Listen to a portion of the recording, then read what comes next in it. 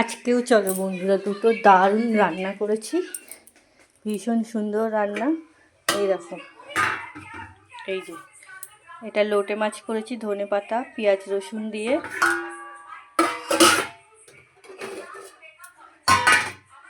আর এটাও কিন্তু লোটে মাছই, কিন্তু এটা আমার মেয়ে বলেছে এরম খাবে তাই তুলে রেখেছি।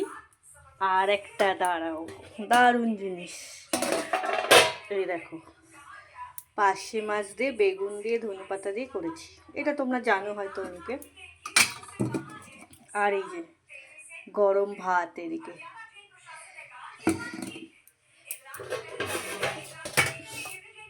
এই দেখো কেমন হয়েছে জানিও।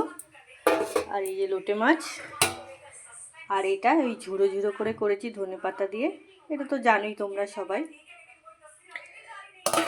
কেমন হয়েছে রান্নাটা আজকে বলো সবাই, কমেন্টে জানিও, লাইক করে দিও একটা।